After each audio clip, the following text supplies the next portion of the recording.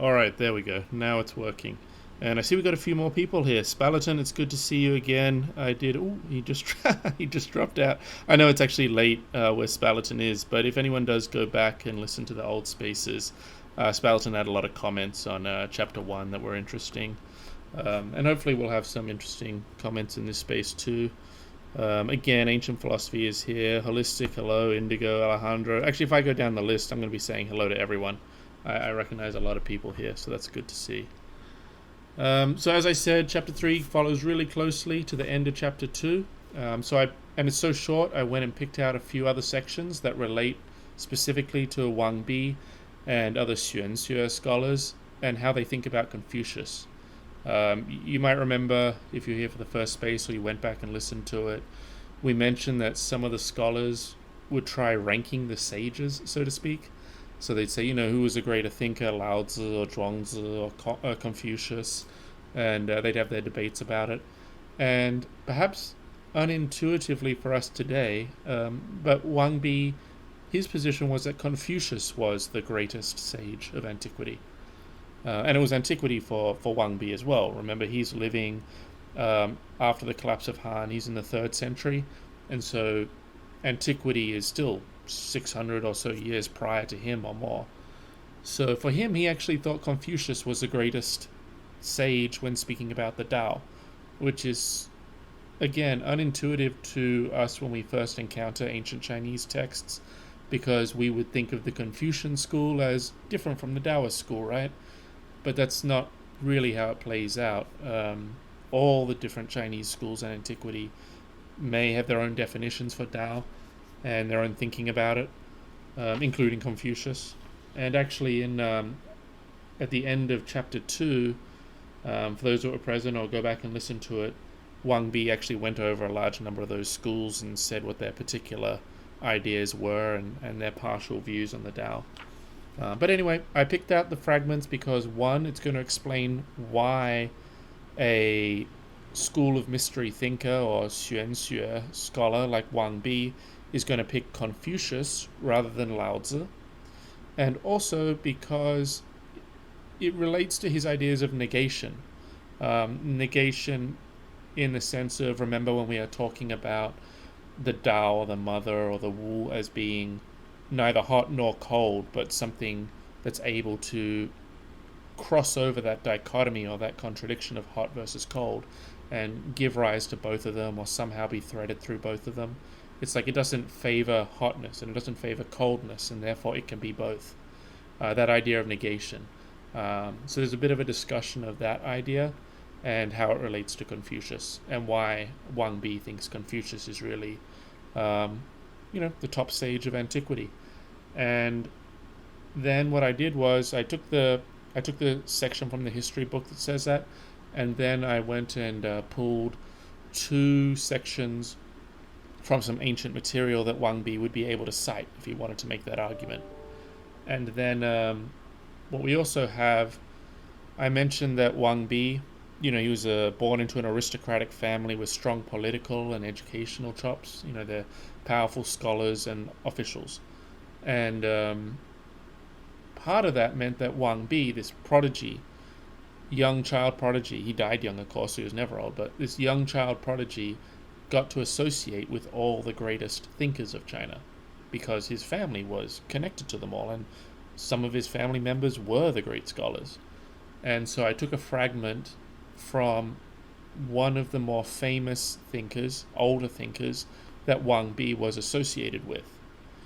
And even though we emphasize, Wang Bi is his child prodigy, amazing intellect, comes up with these great ideas, we can also see this point about negation and how it relates to Confucius in the work of this older scholar who associated with Wang Bi.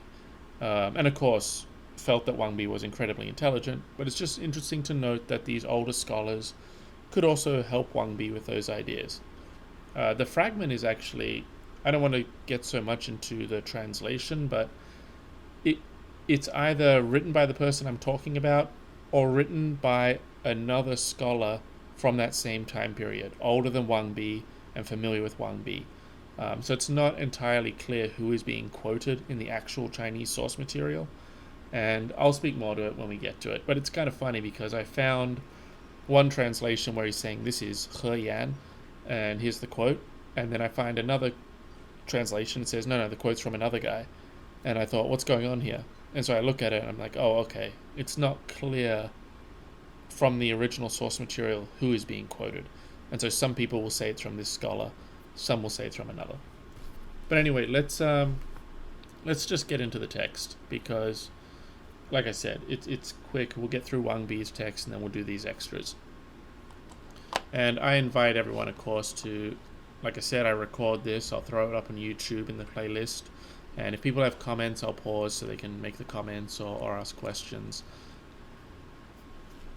So anyway, here's chapter 3, starting at section 1.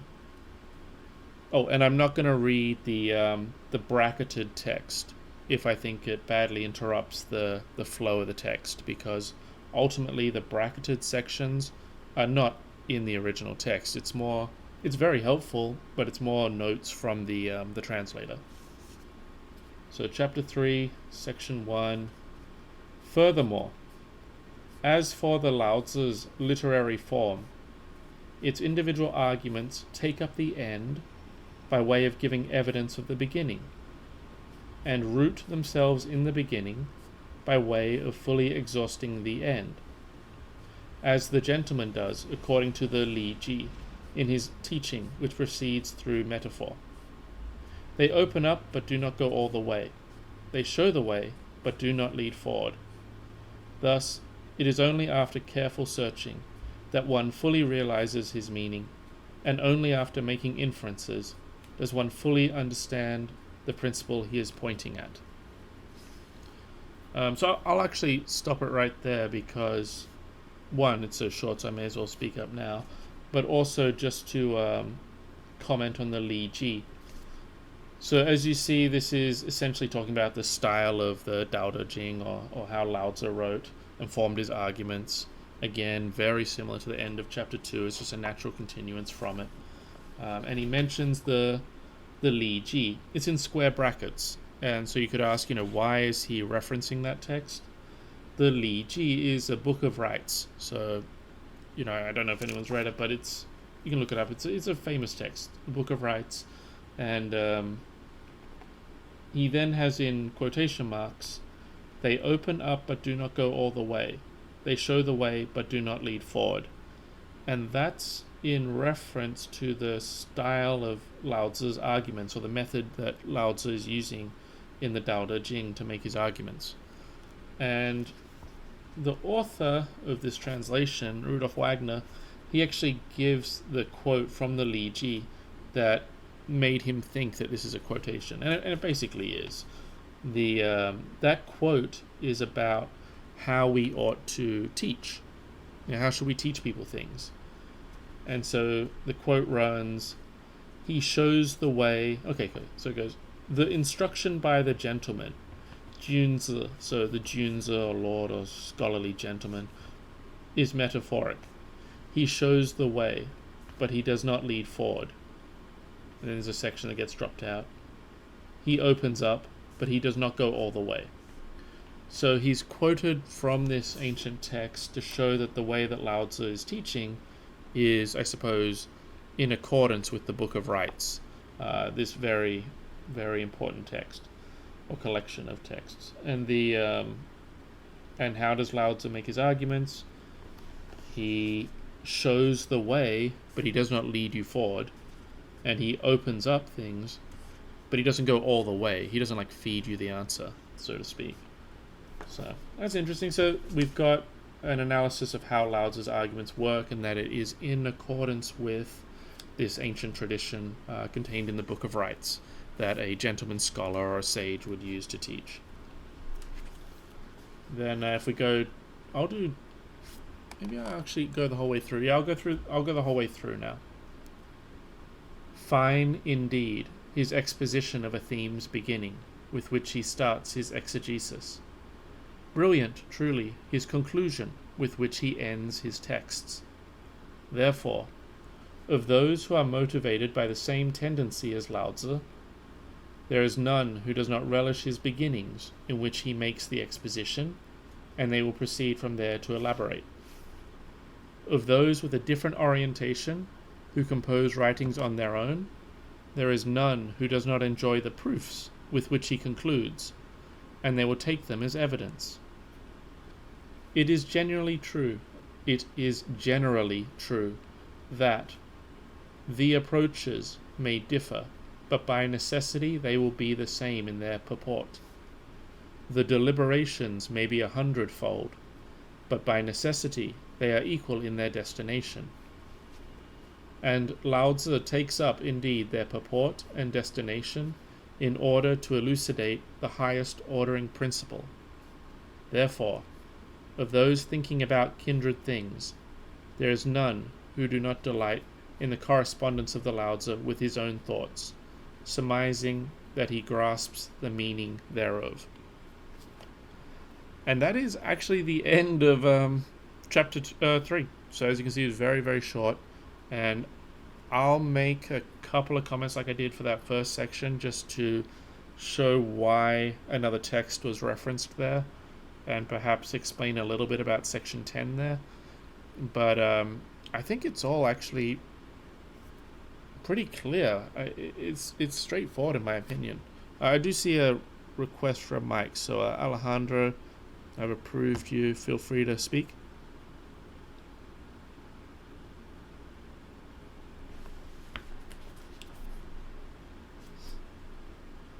Alejandro, are you able to speak? Yeah, can you hear me? Yes, I can hear you now. Great. Okay. Yeah, thanks for the space so far. I'm glad you're tuning in with this. Let me just ask a broad question as to how to construe this read for us. So we know from what you've said, Wang Bi is quite a bit later than whenever we construe the LaoZi to have been written or assembled.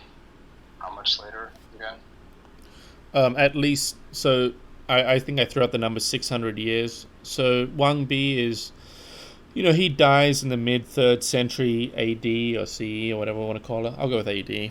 And so he's mid-3rd century AD. And China is unified in the mid-late 3rd century BC. And LaoZi, depending on what tradition we want to go with, is going to be, well, let's say he's a contemporary of Confucius. He's going to be several centuries before the unification of China. So, my throwing out 600 years is not really an accurate number or anything, but you get the idea. It's going to be somewhere between 600 to 1,000 years, somewhere in there. Okay, fair enough, yeah. So, based on that, this is a pretty straightforward question, but it might allow us to weigh in. Excuse me, I have to clear my throat. Okay, I think that's better. Yeah, it seems like one of the ideas here is that we shouldn't take the LaoZi as representative of some particular school, but rather a kind of, I don't know what to call it, sort of treasure that any thinker should be interested in, and therefore whether one ends up sort of agreeing or disagreeing with what appears to be its conclusions. And I was curious about that earlier passage where it was described as having proofs. That's certainly not how I read that text, But in any case, it does seem like maybe part of what's happening here is that there's a prior contention where the LaoZi is taken to belong, I suppose, to the Taoists. I mean, you tell me.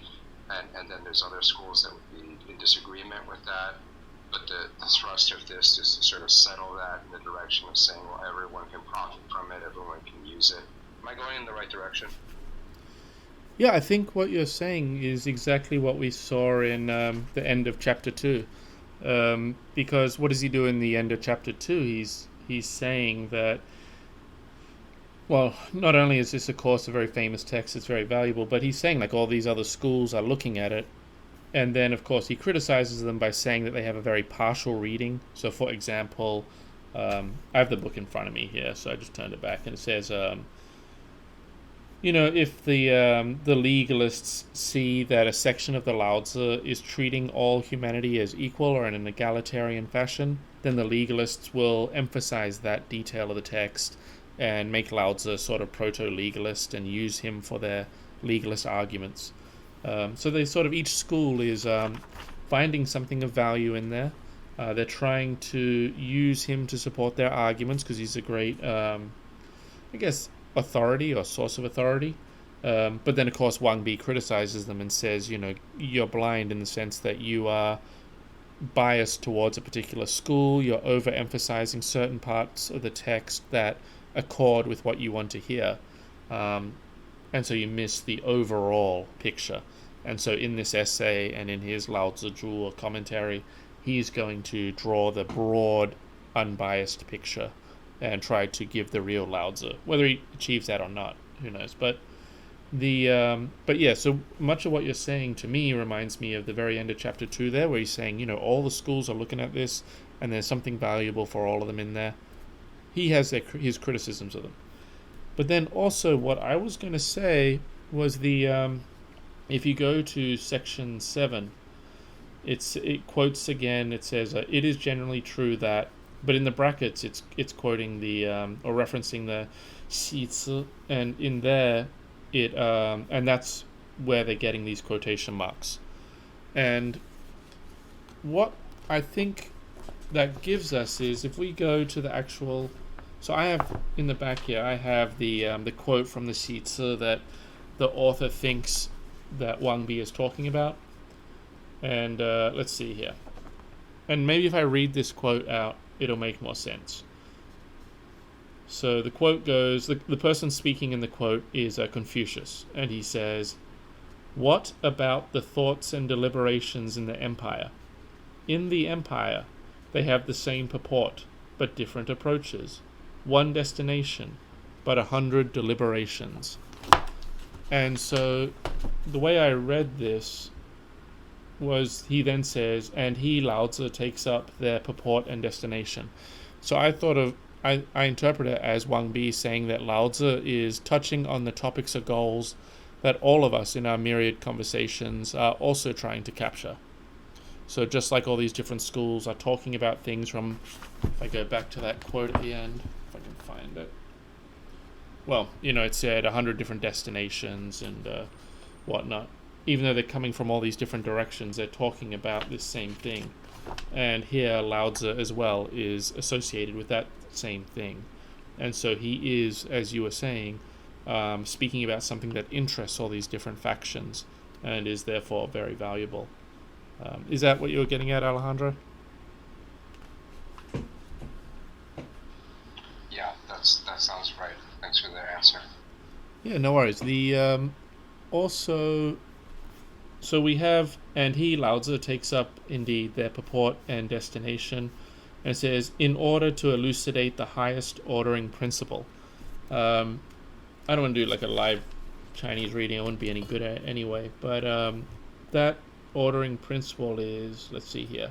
Okay, elucidating the highest ordering principle is, Li. So he's, remember in chapter 1 and chapter 2, we got the sense that if someone understands the Tao or the mother or this metaphysical context, they can kind of cling to it or behave in a way that accords with it, or order the nation or themselves in a way that aligns with it, and then they'll find success. So Laozi here is speaking to the same purport and destination as all these other schools. So he's taken the same subject matter and is speaking to it, and he is elucidating the highest ordering principle. And it's literally what it says in Chinese. A Ming is like lightening it up or explaining it, and Li is like to put things in order or some sort of framework or ordered structure. So Laozi is not just speaking about the things that all these schools care about. The Laozi is also elucidating the general structure or order of reality. And of course, elsewhere in this text we are explained that when you understand that metaphysical structure or background or mother or source, you can align with it and you'll find success and fulfillment. And those that don't align with it or don't understand how to align with nature and maintain themselves and try to just interfere with everything, they don't succeed, and they, I suppose, return to the mother. They kind of fade away or die. So that's the two. Those are actually the two main things I would point out in that second section. But the way I read chapter 3, and maybe someone else has a deeper reading of it, but I saw chapter 3 generally as obviously very short, but saying that LaoZi is, his method or his style is in accordance with the Book of Rites and oldest antiquity. He's a great teacher who will open the doors but doesn't kind of kick us through the door. We have to take the next step. We have to put in some work. But he shows the way forward and allows us to walk the path without dragging us along it. And then a general compliments of fine indeed his exposition of a theme's beginning with which he starts his exegesis. Brilliant truly his conclusion with which he ends his text. So again, general, I guess, adulation or saying he's a great author and thinker. And then the final part, which you asked about, Alejandro, and it stood out to me too, is that he's saying the LaoZi is really talking about what all the different schools are talking about. He's grasping that same subject matter, and he's really elucidating the highest principles that will lead to success. And that's honestly, I'll open the floor to any other comments, but that's what I took from chapter 3, and I'm sure I missed something in there, but it's such a short chapter and it flowed so clearly on from chapter 2 that I'm so tempted to say, okay, I understood chapter 3, I'm ready for the next one. But if anyone else here noticed something else in there or wanted to speak up, please do so. I'm always happy to give out the mic. But otherwise, I will probably just go and start reading the other sections I queued up, because I don't want to just go into chapter 4 and 5 right now. I'll save that for the coming weeks. Again, we do it every Monday. And I think I really don't want to just keep talking about chapter 3, because I don't know if I have much else to say about them. So please, if anyone wants to comment or ask anything, please just raise your hand. Otherwise, I'll move on shortly to the fragments I collected.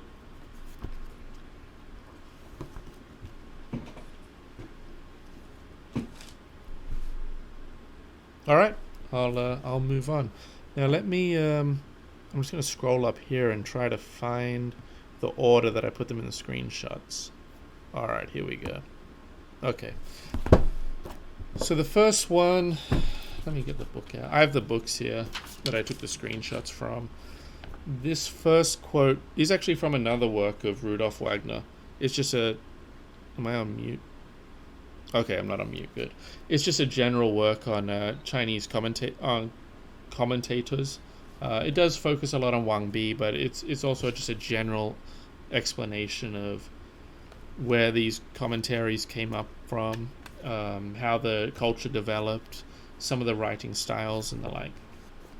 This particular screenshot is just like we find in Greek and Roman text, where a much later author will quote an earlier work that is otherwise lost. Here, this section that I took a screenshot of is from a history book or work that was lost. But the person who wrote this fragment was a contemporary of Wang Bi. He died right at the very end of the 3rd century, or maybe the very, very, very early 4th century. And he wrote this account of Wang Bi meeting a scholar that had worked with his father. And he was questioned about what he thought of Confucius and negation. And Wang Bi essentially says, Confucius is number one and LaoZi has a certain failing. So I'm going to read it now quickly. Wang Bi was, from his early youth on, intelligent and penetrating. When he was just beyond his 10th year, he was infatuated with LaoZi.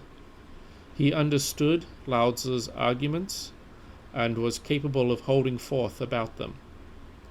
When his father, Wang Ye, was a secretarial court gentleman, Pei Hui had been a court gentleman at the Ministry of Personnel, That is, there was a connection between these two families.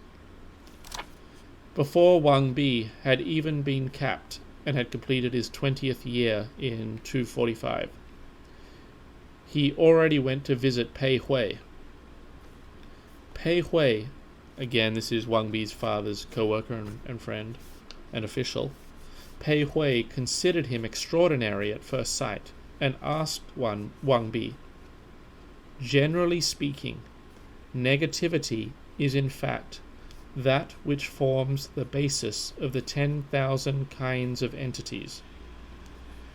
The sage, however, was absolutely unwilling to discourse about it, while LaoZi holds forth about it endlessly. Why? Wang Bi answered, "The sage embodies negativity. Negativity, furthermore, cannot be elaborated upon. That is why the sage, Confucius, does not speak about it. LaoZi, however, belongs to the realm of specific entities. In that sense, his constant talking about negativity is exactly his deficiency." And so, essentially, what I think we have there is Wang Bi saying the reason Confucius is not talking the way LaoZi does is because the sage or Confucius has a much deeper understanding of negation or negativity or the Wu. And LaoZi, it's almost a bad thing that he's constantly trying to describe this what was it? It encompasses and threads through everything. This Tao or this mother or source that cannot really be described as hot or cold or given any sort of name, because then you limit it and kind of miss part of its potential.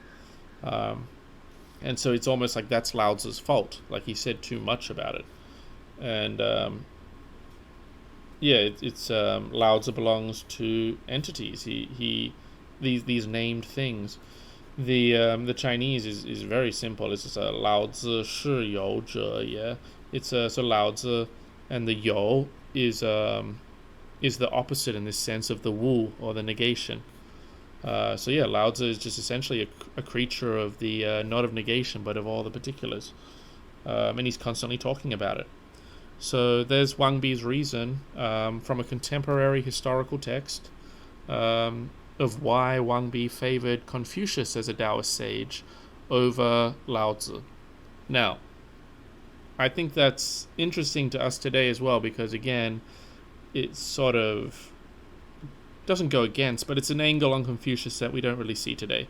Usually I don't think we would talk about Confucius as a Taoist sage and who understood negation and etc. I just don't think that's a way we think about Confucius. But for Wang Bi, he wants to, he greatly respects Confucius, this sage, and wants to have him hold upon the topic. So this is what he gets from it. And I have pulled out 2 other fragments from ancient material where Confucius is actually behaving in that manner. And so we'll see what Wang Bi could have read that would make him think that way. Alejandro, I see you have your hand up. Please feel free to comment. Yeah, again, I'm not coming from a place of tremendous knowledge. I'm a dabbler in this material, but I was brought to mind of something I read somewhere, which I only remember incompletely, and it may or may not be contemporary with Wang Bi. It may be older or later. But I read it in a couple places, enough to make me think it was a thing that got said a bunch. And it basically was something about the ages of life and one's adherence to the different schools in the ages of life. And I don't remember what the one was for young men, but the idea was that middle-aged men would become Confucians, and only in old age would one appreciate LaoZi as such. So partly I just wanted to see if you had the sort of non-corrupted version of that saying ready to mind, because I just kind of bungled it. But the other part is that it does seem like part of what's going on is that there is some attempt to somehow take seriously the idea of the Tao, but not necessarily treat LaoZi as the the only source or even the main source of the Tao, even though the DaoDeJing, the LaoZi is for, in a bunch of ways thought about as the sort of the foundational text where that's written down. So those are the two questions, if that makes sense. Yeah, no, that makes sense. The first question made me chuckle because I was thinking of a much, much, much more recent or modern quote. I don't want to try giving it, I'll just bungle it. But, Churchill, something along the lines of, if you believe this and you're young, you don't have a heart. And if you believe that when you're older, you don't have a brain. And so almost for that Churchill quote, I think it's Churchill, there's certain things you should believe or prefer depending on your age. I can't cite an ancient text where someone said something similar about the DaoDeJing. I could say that it sounds somewhat familiar, but honestly, I couldn't really pinpoint where I'd heard it, and maybe it's just you saying it, and now I think that I've read it somewhere in an ancient text. Well, the good thing about that part of my library being so slim is that there's not that many books to look at, so I'll try to dig it up. Thank you. The thing about the stages in life, there's a quote from the Analects of Confucius where he talks about how his mentality developed over the different stages of his life. So that's, I can think of a few quotes about stages of life and how thinkers develop and what they should prefer. But yeah, I'd have to go look into it to find them all and see if there was one like you said. Now I've gone and forgotten the second part of what you asked. Could you remind me, Alejandro? Well, I was just asking about a broader invocation of the notion of Tao. Oh, right. Yeah, sorry to cut you off there. I remember now what I was going to say. So I pulled these two other fragments from antiquity, and one of them is going to be from a text called the LaoZi, and a user named Linda also provided some historical context for it, for what it contains. But for someone like Wang Bi, there's a few different, there are many different people writing about the Tao, and they're not even always those who are strictly thought of today as being Taoist. So let's pick some that we think of today as being Taoist. Obviously you have LaoZi and the DaoDeJing, but how about Zhuangzi? That again another like 600 or so years before Wang Bi is Zhuangzi, and he's talking about the Tao at length, and there's a lot of stuff discussed in that text, very long, but a lot of metaphysical stuff and Taoist stuff in there. And then you have LaoZi, which again is a text I pulled a fragment from and we'll read shortly. So Wang Bi already has 3 people from antiquity that we even today would associate strongly with discussions of Taoism. And I can think of some more. So in chapter 2, for example, actually when I was younger, when I was first getting into Chinese stuff, I liked the legalists a lot more than I do now. And there's a Taoist essay in one of the most famous legalist works, for example, the Han Feizi. And I was tempted to pull a fragment from the Han Feizi because I think it provides an interesting discussion of how the Tao is omnipresent, or in what sense it is omnipresent. But it doesn't really accord with Wang Bi. And I figured today, let's just get some that are very clearly related to Wang Bi and informed an opinion that he held. But there are legalist authors as well that wrote about the Tao, like Han Feizi and others. So many of these writers. And often, Tao is, it's almost like this universal metaphysical term that they may have different understandings of. They may use these terms in different ways in their arguments and define them differently. But they're all kind of sharing some terminology, even though they may define it differently. So Wang Bi has a lot of people to draw upon, and they're all talking about at least using this terminology, if they're not explicitly metaphysical thinkers. So yeah, he has a wealth of people to draw upon, not just LaoZi. Oops, please go ahead. Well, yeah, not to belabor the point, I don't know where else you want to go, but this is a personal interest to me, so I will for a minute. we talked, I think, in one of your previous spaces about this idea that I read in one of the translations and commentaries, and I found fairly convincing, which is that whether or not there was a historical personage named Lao Tzu, the text itself could be a compilation of folk sayings, either literally assembled as a kind of anthology or sort of rewritten and structured by an author. Whichever the case is, though, it does. I think there's good reasons to wonder whether Dao is, like many of these terms that are later on systematized and sort of pinned to a particular thinker or school, has a background as a kind of folk concept, and that would go a long ways to explaining the fact that it's originally so unstable and that people can get different readings out of Lao Tzu. It does seem to be the point that Wang Bi is sort of, instead of saying that this is a bad thing about the Lao Tzu, he seems to be praising it for that reason as this kind of resource. Yeah, I agree with the idea of Tao as almost being a universal or very broad folk belief, and I've certainly read plenty of interpretations of the history of the text as having started as folk sayings that gradually get amalgamated into one long text. I think in the first space we might have discussed how there are multiple different textual traditions. So you could, I think there's like there's actually a good number of these independent textual traditions that are not the same. They may be similar in many ways, but they're not the same. And also there's history of other texts that underwent a process like you describe. I mentioned Han Feizi just now in regards to having a Taoist chapter. Han Feizi also references some essays by an old minister called Guanzhong, and there is a text in the Han dynasty that gets put together called the Guanzi, and it's a large collection of essays. And we believe that Han Feizi, in citing some of those essays, is citing what is now chapters of that book. But it's not clear to us, and may well be plenty of people saying it's unlikely, that the book existed in the form we have it. There was not this big amalgamation of texts. Like, these would have been independent essays, just a couple of independent essays. And somewhere in the Han dynasty, when they're recovering these texts and standardizing them, they got a whole bunch of other essays, edited them all, and put them into a big collection.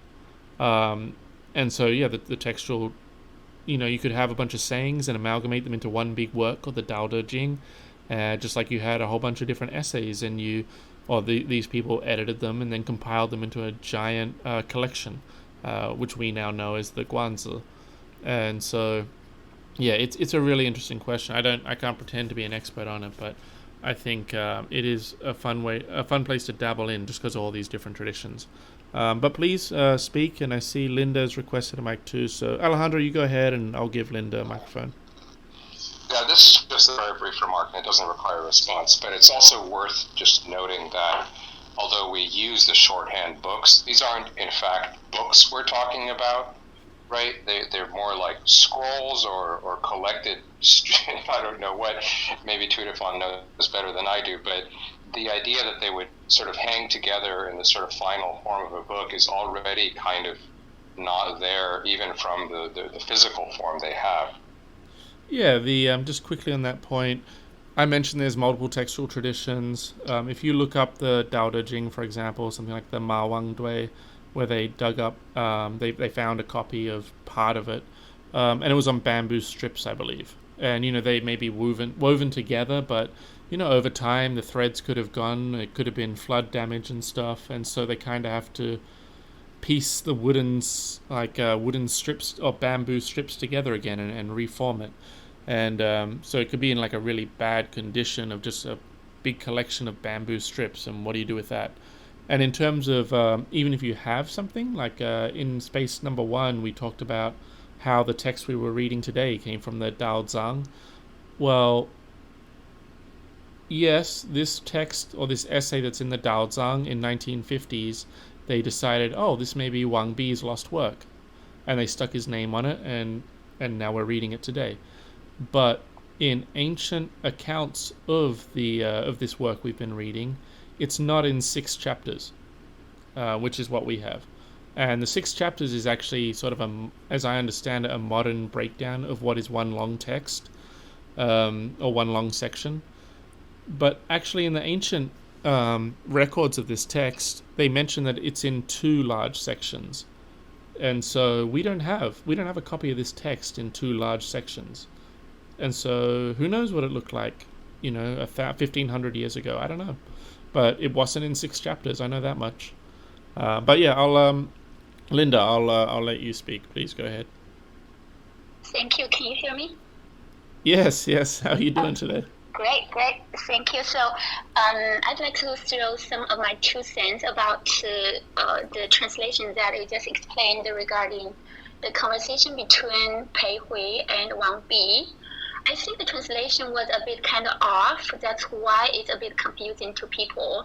So it translates the Wu as negativity, but actually I think the Wu was actually talking about the thing that Wang Bi elaborated in this first space, talk about the non-existence, the nothing, or maybe with Western philosophy, it's one being. So it actually said this one being or the nothing was something that really dominating, or is the root, or the main doctrine of the Taoism, and this is really the destination of everything, because this is nothing and it's so broad and so deep that cannot be explained. So Confucius did not explain it. However, now they had to explain it or talk about it again and again. So it seems like he's saying Laozi was not as good as Confucius, while Confucius was more superior. However, the case was, if you interpret this that way, actually Wang Bi was still trying to elaborate or about really demonstrating the one being or the nothing. That's really the key of Taoism. That's the key of everything, or the destination of everything. So it's still aligned with his idea about Tao was everything that's superior to any other school or doctrine. Yeah. That's basically what I want to clarify here. And also, someone asked a question about the time difference. So Laozi was born in I guess it's 6th century before century, and 6 BC, and Wang Bi was the 3rd AD, so they are about 8 to 900 years difference. Thank you. Yeah, I have a quick question for you. So like you were saying, you disagree with or have some questions about Wu being translated as negativity. Here we had, so it says Laozi belongs to the realm of specific entities. It says Laozi shi you zhe ye. So the you there, or to have, or so obviously Wu and you are going to be opposite. Yeah, they're going to be the opposites, right? And so the word negativity there is the opposite of the you. And I read the you as, it says the entities, but it's like the things that have names or the things that are present. So I agree that negativity is maybe not, unless you've already read a lot, you're not going to quite grasp what is being said in this excerpt. But it's clearly something other than the named things or the present things or particulars like books and tables and birds, right? Yes, so that's a great question. So the reason he was kind of elaborating it this way was because I would say it's very important when we interpret all this kind of content or or information. It's really we need to connect with the political context in that environment. So in that like the 3rd century, still even though the Xuan school, Xuanxue, just started to evolve in that society. However, Confucius doctrine still dominating the whole society. So people are kind of reluctant about, just speak out directly saying Confucius is bad and, this Lao's Taoism is much better, or Laozi was better. It's really because there's a political environment there. People still respect Confucius as the dominating doctrine in the whole society. So what Wang Bi said here is really a very, I would say, a very intelligent way of elaborating the two, I would say, the two sages. So basically, what he is saying is Laozi is trying to explain everything again and again. So this means, he is huge, so he is kind of limited. However, Confucius, he does not need to explain anything. He doesn't speak to anything of it. So, but again, it's his intelligent way of elaborating the difference between the two sages. He is not trying to, say Confucius is bad because Confucius is so respected in this environment. But again, back to the whole context, he's still saying that Taoism is the leading the destination of all the different philosophies.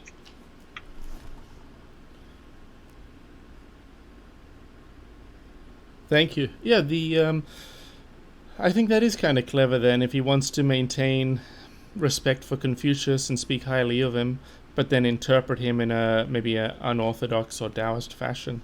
But I think that's part of the fun of Wang Bi's time, right? Because the Han Dynasty has collapsed, and academia and the public funding for all these schools and scholars has kind of collapsed. So maybe Wang Bi can get away with doing something new or doing something different. But anyway, I will you know what I'll do is I'll read the other two fragments, because we have a section from the LaoZi and we have a section from the Analects, I believe. And so I think it will illustrate two ways that Wang Bi could plausibly have reached his conclusions, right? Is everyone able to hear me or not?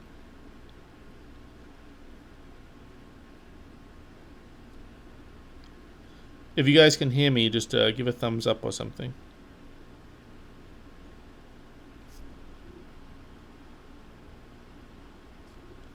Ah, okay, good. I thought the app was glitching out on me. All right, so I'll just go ahead and read. So the first section, let's see what order I put them in on this tweet. All right, the first section is from the Analects, and I'll just read it out. It's actually, okay, it's about Confucius talking about a sage ruler prior to the very, very early dynasties. And he says, "The master said, 'How great indeed was Yao as ruler, how majestic. Only heaven is truly great, and only Yao took it as his model. How expansive was he. The people could not find the name adequate to praise him. How majestic was he in his accomplishments, and how brilliant was he in his cultural achievements.'" So that's the first section I pulled out there, and I took it from the Analects. And what's happening there, in my opinion, is, well, what Wang Bi and others could argue, is that Confucius is unable to really attach a name to the greatness of Yao, because whatever name Confucius gives him, as we'll argue later, is going to be unworthy. It's going to miss some aspect of his greatness. And so he's just left saying, how great indeed was he, how majestic, how expansive. And then he says here, the people could not find the name adequate to praise him. So right there you have an idea that I think we've been running into a lot in Wang Bi. The way that we cannot find a name adequate to praise, well, in this text, Yao, but how about the mother or the source or the root? There's no particular description adequate. We're always falling short, or we're putting forward sort of both sides of a dichotomy, which would be a contradiction. So the people could not find the name adequate to praise him. And the Chinese here, is actually going to turn up in the next section I quote. So let's go to that. What do we have here? All right. Did I put it up on here? Yeah, I did. So here's a quote from when Alejandro was asking about what were some other figures that Wang Bi could quote in terms of being Taoist sages. You know, his LaoZi, again, he's going to be one of these Taoist sages like Zhuangzi and LaoZi that Wang Bi could rely on. And what you'll find is, in these texts, sometimes Confucius shows up as a character. So that first fragment I read was from the Analects. Now I'm reading one from the LaoZi, but Confucius is going to appear again. And usually in these Taoist texts, I mean, they can be a bit cheeky sometimes and less respectful of Confucius. But anyway, I'll just read this section, which is not that bad about Confucius. It starts this way. It says, "The chief minister of Song visited Confucius and asked him, 'Are you a sage?' Confucius replied, 'How can I claim to be a sage? I am merely a man who has studied widely and remembered much. Were the 3 kings sages? The 3 kings were good at employing wisdom and courage. Whether they were sages, I do not know. Were the 5 emperors sages? The 5 emperors were good at employing humaneness and duty. Whether they were sages, I do not know. Were the 3 highnesses sages? The 3 highnesses were good at adapting themselves to the times. Whether they were sages, I do not know.' The chief minister of Song said in amazement, 'Then who do you think is a sage?' Confucius's expression changed for a moment. 'Among the people of the western regions, there is a sage. He does not govern, yet there is no disorder. Does not speak, yet is trusted spontaneously. Does not reform, yet his influence prevails spontaneously. He is so great that none of his people can give a name to him. I suspect that he is a sage, but I do not know whether he truly is or not.' The chief minister thought silently in his heart, 'Confucius is deceiving me.'"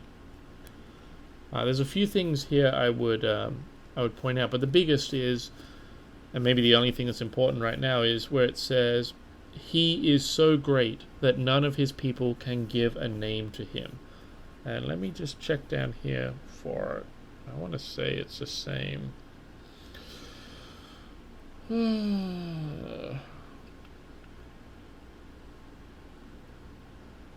Yeah, it's got the same. Yep, it's the exact same. Let me just check it, cross-reference it, but that should be the... yeah, it's the exact same as the section in the Analects. So again, in this Taoist text, Confucius is saying the same thing. He's saying, the guy's so great, the people cannot give a name to him. So right there we have 2 ancient fragments for Wang Bi's time. They're ancient and speaking about Confucius, and Confucius is specifically saying that someone is so great that you can't really attach a specific name to him.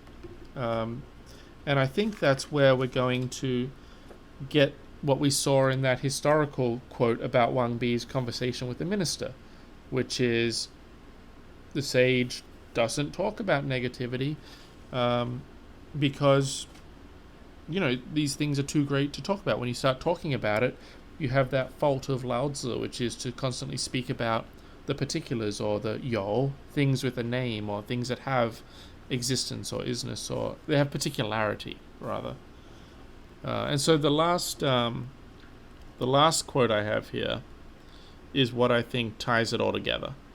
And I'll pause briefly if anyone has any questions about these 2 comments from the Analects and the LaoZi, and then I'll just go straight into this last fragment, which is either from He Yan, who is Wang Bi's very close associate, or from Xia Hou Xuan, who was another commentator older than Wang Bi.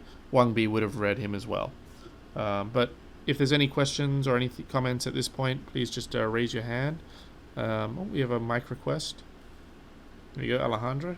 Let's see. There you go. Feel free to talk, Alejandro.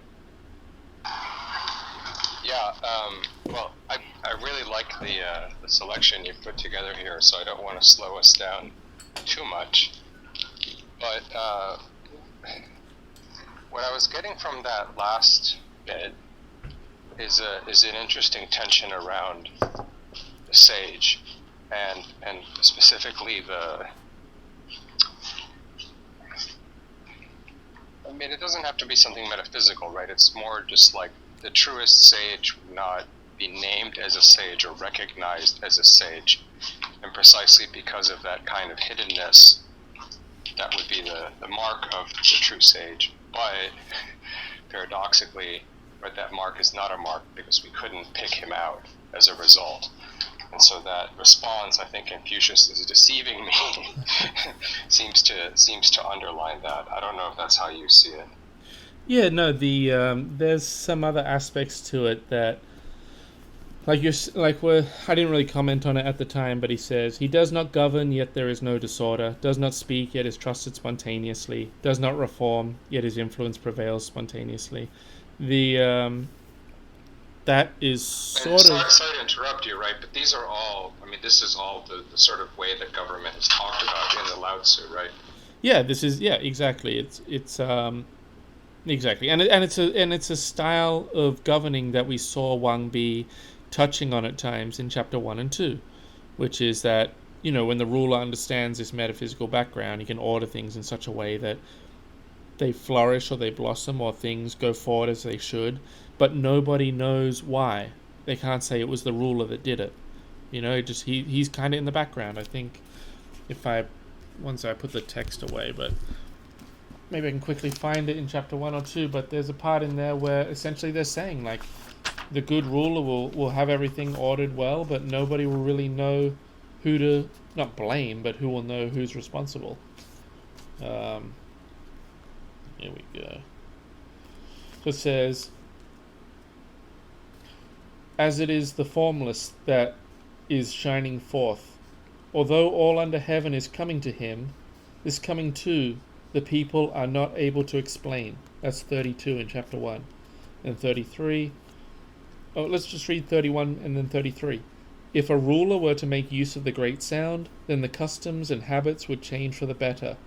As it is the toneless that is coming about, although the customs and habits do change for the better, the people are not able to analyze. They can't figure out why things are getting better. There's no, the rule is kind of in the background there, but things are going great. Which again, I think is, like you were saying, it's the DaoDeJing, it's in Wang Bi here, and it's in the LaoZi here as well. So yeah, there's definitely this thread of thought running through all of this. And I would also add that the Yao from the Analects, that figure, he's one of the sage kings or whatever, the Yao Xuan Yu. He is also one of the figures mentioned in LaoZi. LaoZi doesn't mention him by name, but he's in those categories where it's like the 3 kings, the 5 emperors, the 3 sages, etc. So yeah, I hope that answered the question or added to the thought, Alejandro. Go for it. Well, only if you don't mind going ahead with this. I know you've got another text, but I do have a follow-up. Yeah, no, go for it. We still have a bit of time. The next thing I'm going to read is going to be the last thing I read. And then like most Mondays, I'm going to run off and get my kid from camp. But we have a bit of time. Go for it. Okay, very wholesome. Yeah, so I guess I just, whenever I've encountered this kind of material in, mainly I've seen it in the Lao Tzu or other Taoist texts, it strikes me as something that is... Okay, so let's just say, acknowledging my own biases and looking at this through Western eyes, there's this very interesting undecidability between something that would be, in some sense, the purest kind of Machiavellianism, where the sage or even the ruler is so good at what they do that you think their thoughts and you take the actions they want you to, without even knowing that, you think they're yours, right? And so that would be the one side, which is more like like I said, the Machiavellian side or something like manipulation. But on the other hand, it is this almost utopian promise of a ruler that is so good at ruling that his thoughts or his motives, you could say, coincide perfectly with the aims and needs of the subject population. And one of the things that's always fascinated me in this Chinese tradition, to the small degree that I understand it, is that I don't see that kind of distinction being drawn. I don't know if you have any thoughts about that. I think all I would add is in a previous space, I think it was on, maybe it was chapter 2, I don't remember which one, but I mentioned the idea of, actually it might have been chapter 1, there's a section where you were just saying now the people will all think what the ruler wants them to think and won't really know about it. But they're and you called it Machiavellian in a sense. I think if you read some of the legalists, I've seen them called Machiavellian a lot, but they're very... But the term Machiavellian is just kind of applied to them as sort of a moral judgment almost, or a judgment on their lack of morality. But they're very systematic thinkers, and they really do want to set up this sort of totalitarian or omnipresent state authority that doesn't involve any sort of use of discretion or direct action. It's all sort of an automated process. So the example I used in the previous space, which is contained in these texts, is the idea that you can, when everyone is born, you take a census, you log them in records. When they die, you take them out, and you organize them into households, or into population units. And you essentially say, if someone commits a crime and the other, like let's say the population unit is always 5 people, if the other 4 report him, then they will be given a slight monetary reward, and the 5th guy will be killed. And if they don't report him, then they all just get killed. And so you make the culture this sort of, I'm not going to use like a modern World War II era example of, sometimes we use it today, but it's like the children will report on their parents, or the fellow citizens report on their fellow citizens, and it just become the culture, and it's upheld by this brutal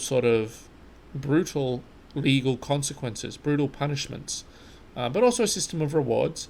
And yeah, this Machiavellian or amoral ruler makes the legal culture or general culture such a way that it just kind of goes the way he wanted it to go. And if the ruler says one day, hey, the law is you can't eat pineapples, he doesn't need to go and have the pineapple inspectors get out there and search for pineapples. People will report each other. And if they don't, there's going to be a lot of mass beheadings until they do. And the infrastructure is there to do that because it's in the culture. He's trained them since birth to know that they're in a population unit, and there will be severe consequences if they don't report on each other. I see Linda's hand is up. I'm not saying that every Chinese thinker supported that, but that's legalism or fajia. But Linda, please speak.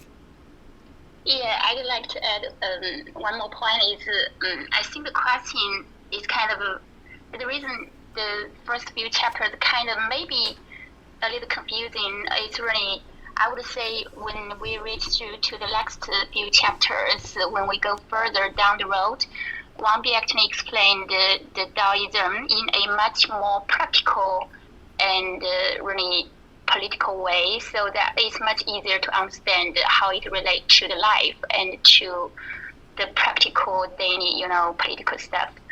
That would be, I guess, a lot easier to understand, I think. So better follow through the few next chapters, the spaces. Yes, I hope you'll join us for those. We'll go through the whole text. So each Monday I've been doing a chapter. I think we talked about it, but over the next 3 weeks we'll hit 4, 5, and 6, and there'll be a lot of this stuff discussed through those. 3D, I see you requested the mic. I don't know if Alejandro, you had anything extra. Did you have anything else to say, Alejandro?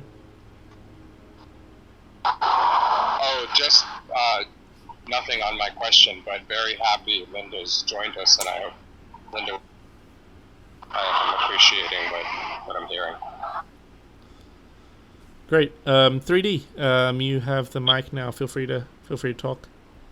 Yeah, I mean, I think Alejandro made a great point there, and I think actually, you could almost read it as if it was both, Alejandro. Like it's the at least this is just my interpretation. Maybe I'm totally off here, but it is in a sense like the most efficient possible form of domination and control that you can imagine.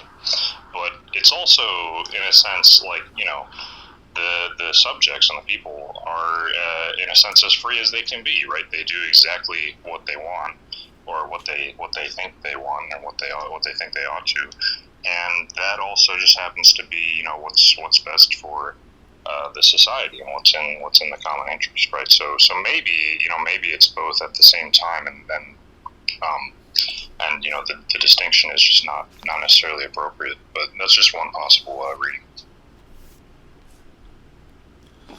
Yeah, and just briefly, I mean, I always say this when every comment I make in Twitter on Spaces, but I'm a dabbler in the Chinese tradition. I've poked around a little bit, so I tried to couch my remark as explicitly like this is a kind of perspective that comes from reading Western texts mainly, and so I admit that things that seem like distinctions to me may not hold. So I appreciate that. The if you do want to read a very harsh, or some might say Machiavellian text in the Chinese tradition, Alejandro, you really look into legalism. There's a user here on Twitter. I don't see her in the room now. I'm not sure what time zone she's in, actually. It's a Xianyang city bureaucrat. She actually got a bunch of people together to do an audio recording of the Shangjun Shu, the Book of Lord Shang, which is, in my opinion, the most brutal and kind of excessive legalist text. But we also mentioned Han Feizi today, and Han Feizi is kind of held up as the most brilliant legalist thinker. He writes about Dao as well, obviously, but he's again a legalist and is considered probably the best thinker of that tradition. So if you look into Shangjun Shu, or Book of Lord Shang, or the Han Feizi, I think if you wanted the Machiavellian thread, or just like a very, I don't want to pretend I know much about Machiavelli. I read The Prince, but what do I know about him? But if you wanted a very brutal, systematic, totalitarian state ideology, where an all-powerful ruler is above a self-regulating state that is kind of seeped into the culture and just maintains itself without too much hands-on action, that's legalism. And those two texts will give it to you in spades. And it's not a government I would want to personally live under. And I'm no longer a big fan of legalism. Haven't been for a while, but it's entertaining, I guess, in some sense. Please speak, Alejandro. Well, just two quick thoughts. One, thanks for the references. Those were kind of very distantly on my radar, but now a little closer. First of all, when I said Machiavellian, I meant it this is wrong literally, but you will understand me metaphorically. It's in the lowercase sense, right? And this colloquial use of the word as opposed to anything coming out of an actual reading of Machiavelli.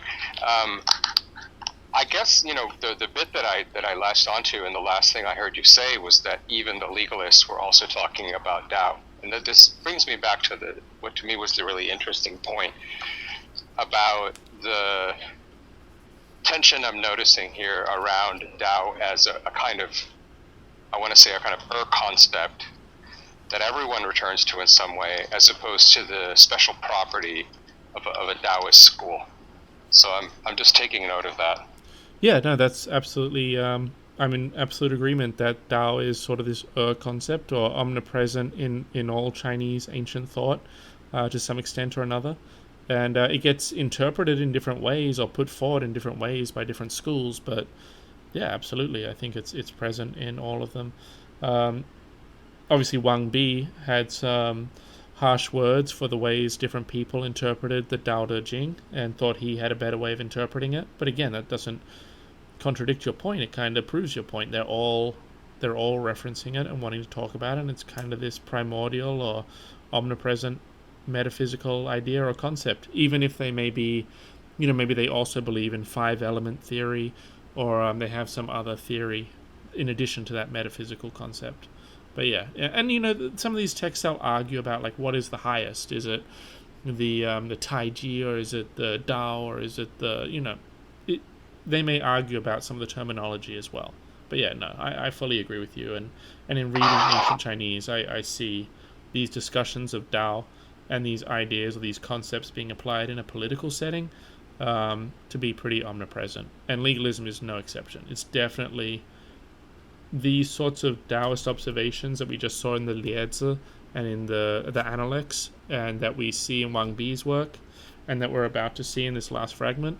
You also find them in things like the Han Feizi or the Book of Lord Shang and elsewhere. Because what is the ultimate... I'll stop talking about legalism, but what is the ultimate goal of a legalist state? It's, in my opinion, it's basically to have an emperor who can now finally sit back, relax, watch the female dancers and listen to their music. Because the whole machine of state is so perfectly fine-tuned and sort of seeped into the culture to such an extent that it is now self-regulating. And if someone steps out of line, they get their head cut off. And people won't get lazy and stop working because there's a system of rewards. So, if a minister says he'll do some work by August 5th, if August 5th rolls around and he does the work, he gets a promotion or he gets some money.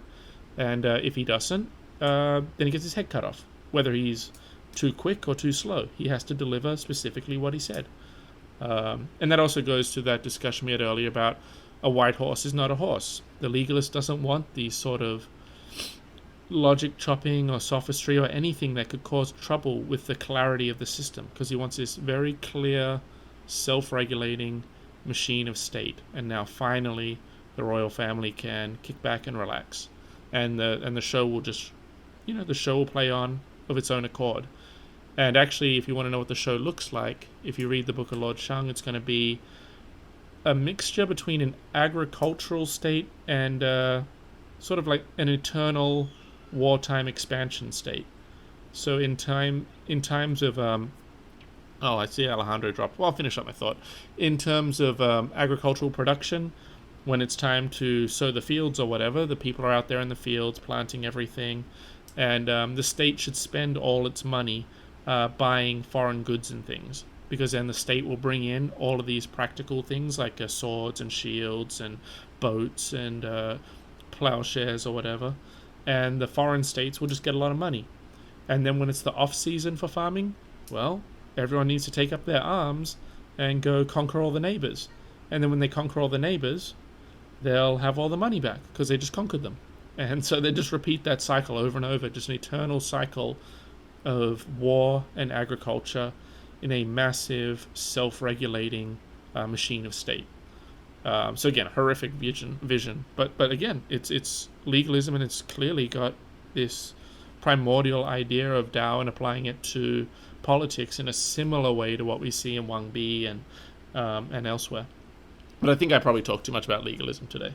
So I'm going to go ahead and, given the time, I'm going to go read this last fragment, and then I'll give a chance for everyone else to either give final comments or questions or anything, and then I'm going to get out of here. So the last fragment, if you see it, it's a fourth picture, and it's also in the tweet following that, because it goes onto a different page, so I had to take another picture. But it's either a quote from He Yan or from Xia Hou Xuan.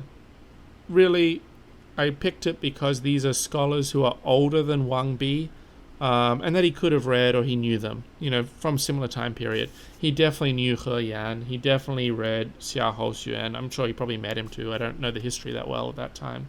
But but I think it goes to this point about negativity, or, the beyond, or the mother, or the root, and Confucius having a better understanding of it.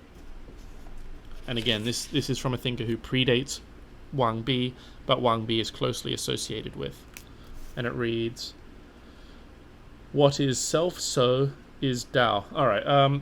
If anyone is interested in self, so there, the Ziran, I don't want to get into it right now. It's like right at the end of the space, but that's an important concept. At Ziran, the essence of something, or what it is in and of itself, or its nature. It's sort of like that, but it's a complex topic in itself. Tao is fundamentally nameless. Thus, Laozi said that he only forced himself to assign a name to it. Confucius praised the sage King Yao as far-reaching, whose beneficent accomplishment no one could name.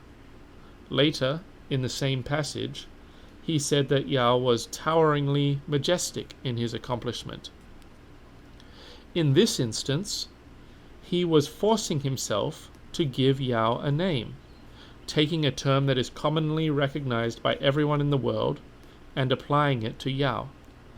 How could it be otherwise that Yao's accomplishment had a name, and Confucius still maintained that no one would name it? Precisely because Yao's accomplishment is nameless, one can, therefore, justifiably choose from all the names in the world to name it. But is that really its name? This should be sufficient to make clear the nature of the nameless. If anyone still fails to comprehend this, it would be like someone who sees the loftiness of Mount Tai, but says that the original chi energy is not vast and overflowing. Okay, that's the end of that fragment. And it's part of a much, much, much longer fragment. I cut that bit out because, as you can see, it relates strongly to that historical fragment we read about Wang Bi and the two more ancient works that we also quoted. And it also goes right into chapter 2 of Wang Bi's work as we were reading yesterday. Just in a couple of ways. So he's saying Confucius again says that Yao, his greatness, couldn't be given a name. It's a shortcoming. But then he gives it a name anyway.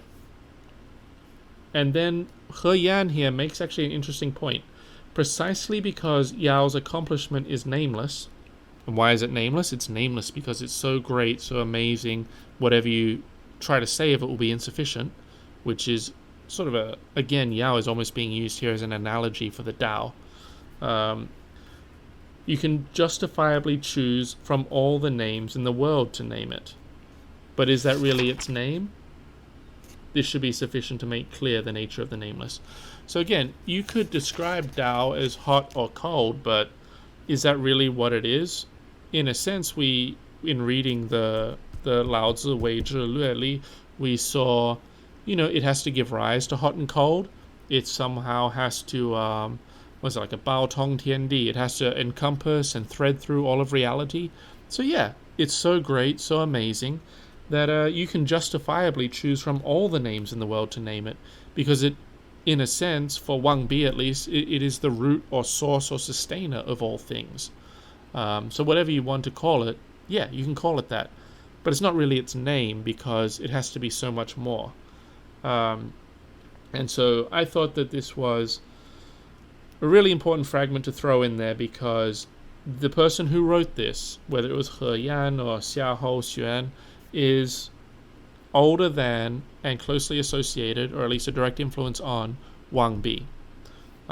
And it's the same sort of idea that we see in Wang Bi's work. So I think it's a really good addition. And I do like that observation that they explicitly make. Precisely because Yao's accomplishment is nameless, one can, therefore, justifiably choose from all the names in the world to name it, but is that really its name? Again, I'm not one to call Tao as a source or a creator or a sustainer. Obviously, I think being is omnipresent and unchanging and absolute. But, can we describe Tao or being as hot or cold? Yes, but it's not the full story. It's not really its name. So I'll leave it at that. I think those 4 fragments are all closely related, all inform our reading of the Laozi WeiZhi LueLi, and I think they all go together well. But if anyone has any comments, wants to request the mic, ask any questions, please feel free to do so.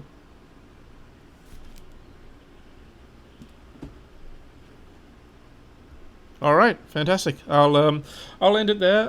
As usual, I'll throw the recording up on YouTube. I'll toss it up there in the playlist, and you're all welcome to give it a listen later. It's also recorded here on Twitter, obviously. And next week on Monday, again, I will do chapter 4. Again, a very short chapter what I will do is much the same as I did here. We'll do chapter 4, short chapter, and then I will also pick out a couple of fragments. I did mention that the Han Feizi has a section on the Dao.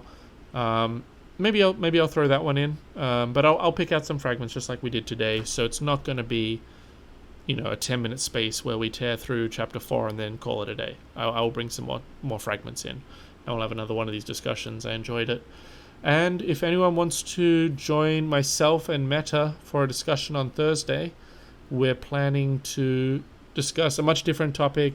It's not Taoist necessarily, but essentially talking about what it means for people to succeed, what it might mean for humanity to succeed, and what's the significance of success or victory in general.